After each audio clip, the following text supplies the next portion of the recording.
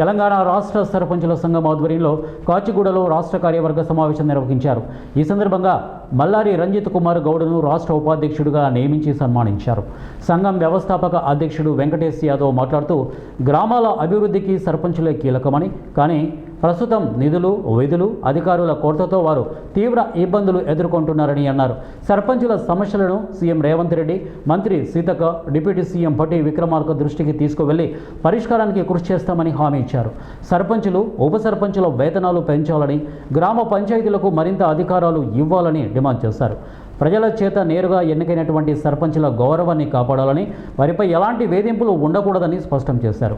నూతన రాష్ట్ర ఉపాధ్యక్షుడు మల్లారి రంజిత్ కుమార్ గౌడ్ మాట్లాడుతూ సర్పంచుల హక్కులు, గౌరవం కోసం సంఘం నిరంతరం పోరాడుతుందని తెలిపారు. రాష్ట్ర వ్యాప్తంగా సర్పంచుల భారీ సమావేశం నిర్వహించి ముఖ్యమంత్రి రేవంత్ రెడ్డిని ముఖ్య అతిథిగా ఆహ్వానించనున్నట్లు నాయకులు వెల్లడించారు.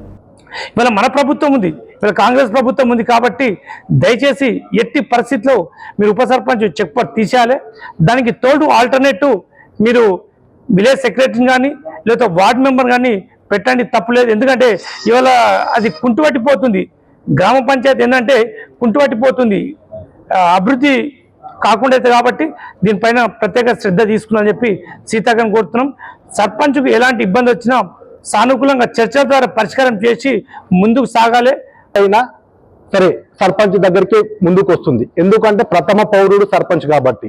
కానీ ఇప్పుడున్న వ్యవస్థలో సర్పంచ్ అనేది పట్టించుకోవడం లేదు కాబట్టి ఖచ్చితంగా మా కార్యవర్గం సంఘం తరఫున సర్పంచ్లకు ఏ ఇబ్బందులు వచ్చినా మన తెలంగాణ రాష్ట్ర ముఖ్యమంత్రి అయిన రేవంత్ రెడ్డి గారికి, Bhatti Vikramarka sir deputy CM గారికి, అలానే సీతక్క పంచాయతీ మినిస్టర్, మా పంచాయతీ శాఖ మినిస్టర్ సీతక్క గారు కాబట్టి వారి దృష్టికి తీసుకెళ్తాము. మా సర్పంచులకు ఎటువంటి ఆపద వచ్చినా కానీ మేము వారి దృష్టికి తీసుకెళ్తాము. అలానే మా కార్యాచరణ కూడా